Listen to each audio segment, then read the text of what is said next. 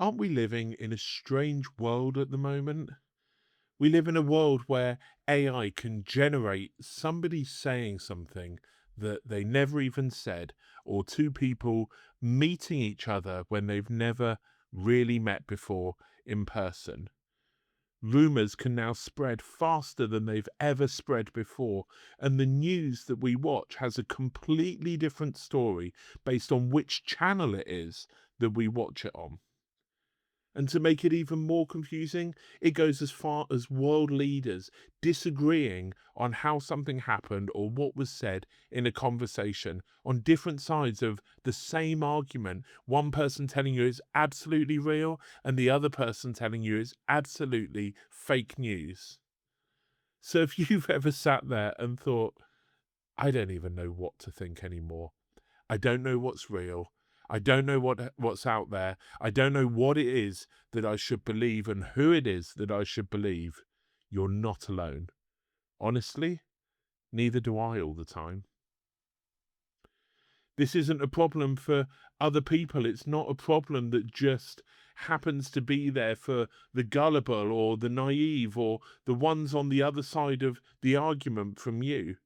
This is a real problem in today's world of not being able to understand exactly what it is that's true. We're all swimming in this same murky water, not really able to discern exactly what out there is the truth and what is good for us. And we joke around, my wife and I, because some of the videos that we watch on Instagram Reels or something like that are very clearly fake videos.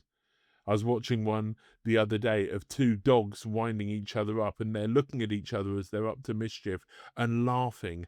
And clearly it's AI and it's funny, but it's clearly not real. But then there's other videos that I watch where you have to double take and go, hold on a minute. Did that really just happen? And whereas before I would have just been stunned into disbelief, now I'm sitting there and I'm thinking, well, maybe it didn't happen. Maybe this has been manipulated or changed to make me see a perspective that perhaps didn't exist or wants to really be shown in strength through this video. And so the question has to be in this crazy, strange, modern world of AI that we live in, how do we start to work out what is real and what's not? And so here's three things that I thought of this week as I was going through that I try to surround myself with in this quest to find out what's real, and perhaps it will help you too. First and foremost, trusted people, people that have been with me, that have told me the truth, that have fed into my life all the way through, and that don't let me down, certainly not on purpose, and who have my best interests at heart. Not people who simply agree with everything that I do or everything that I say. That's an echo chamber, but I don't need that. I need people with wisdom who are going to speak to me, challenge me, encourage me, and guide me. People of good character, a track record of honesty that isn't just around me, but is around other people who I can go to and say to them, is this true? Have you seen this? What do you think? And I know that they want to give me their honest answer. In the Bible, in Proverbs chapter 11, verse 14, it says, without wise leadership, a nation falls. There is safety in having many advisors. The truth is that all throughout time, but especially now, with this time where we're questioning what's real and what's not, we were never meant to do it alone. And so surround yourself with people that you can trust, that you can go out to and ask for their wisdom, their guidance, and their advice. The second thing is trusted sources and doing the research ourselves. Checking sources, not sharing the first headline that confirms what it is that we already believe, but maybe reading the same story in a few different ways. Because very often you get one headline that's at this end of the spectrum, and then you look and there's another headline at the other end of the spectrum. And then when you start to read all these different headlines, you find out that the true picture sits somewhere in the middle. Again, in the Bible, in Proverbs chapter 18, verse 17, it says, "The first to speak in court sounds right until the cross-examination begins." I mean, that was written thousands of years ago, but it sounds like it was written for the internet age that we live in today. Don't judge a story until you've heard the other side. You've checked where it came from and you've asked who benefits from you believing it.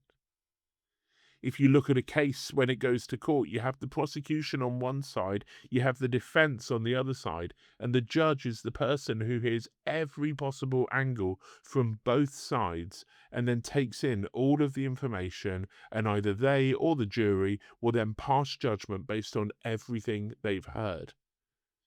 If they just let the prosecution say their first opening statement and then pass judgment, of course they've heard one side of the story. And so in this world, it's important that we explore all the different sides that there are out there. And then we come to a conclusion based on our own culture, our own beliefs, our own research, and all the different things that we've seen along the way. And then the third one that we can really benefit from as Christians is asking the Holy Spirit. That is a discernment tool that is uniquely ours as Christians.